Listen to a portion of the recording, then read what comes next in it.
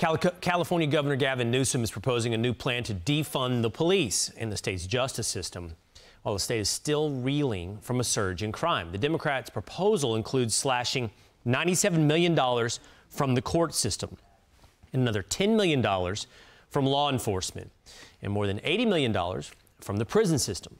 Former San Francisco police officer Joel Aylworth joins us now to react. Joel, thanks for being with us.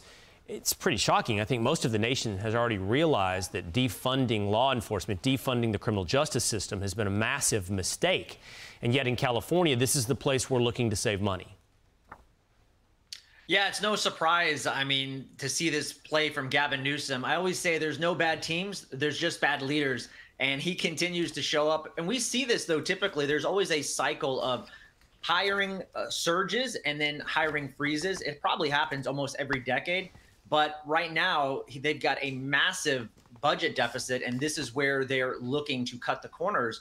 And if you just look at areas like San Francisco, where I used to work, I mean, they went from an overtime budget of $25.3 million in 2023 that was projected, and it actually ended up being $81 million. So they spent $55 million more on overtime, and they still can't curb the crime crisis.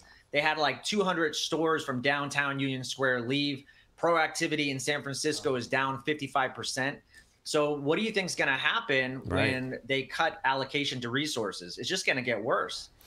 The office spokesperson for Governor Newsom is saying the following: the reductions to prison spending will not impact public safety or result in the release of inmates. Savings are being achieved by cutting costs, including through the deactivation of beds. You know, Joel, you mentioned what you kind of described here is a death spiral, because part of what's happening in California is a lack of revenue because people are businesses, as you point out, but then high net worth individuals and also just regular citizens of California moving out. We know this. Idaho, Arizona, Texas, they're moving out of the state, reducing your revenues. Now you make it less safe to be in California. This spiral will continue.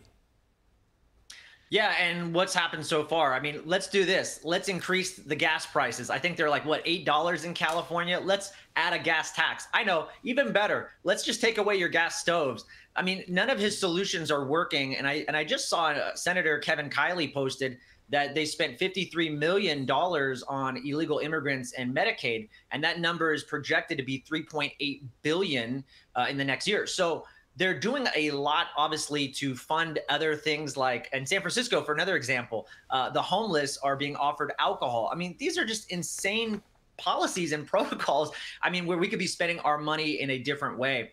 And, you know, I think if California is going to survive, it's not going to be through law enforcement, clearly. And they're going to need to look for other disruptive solutions. And I think there's people out there like Chris Eggers from TLB Security. They're using drones and creating other efficiencies with local law enforcement and creating local partnerships, private and public. And that's probably the only way you're going to see actual tangible solutions.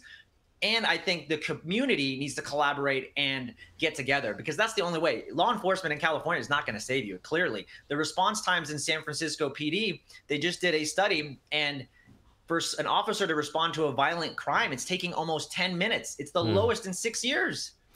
Well, that's not unlike the story we just reported out of Connecticut, where local neighborhood watches are coming together to try to fill the gap, to keep their neighborhoods safe when they weren't able to be supported, in that case, by law enforcement. If that's the future for California because of a lack of options, we wish you the best of luck in California. Joel Aylworth, thanks for being with us. I'm Steve Ducey. I'm Brian Kilmeade. And I'm Ainsley Earhart. And click here to subscribe to the Fox News YouTube page to catch our hottest interviews and most compelling analysis.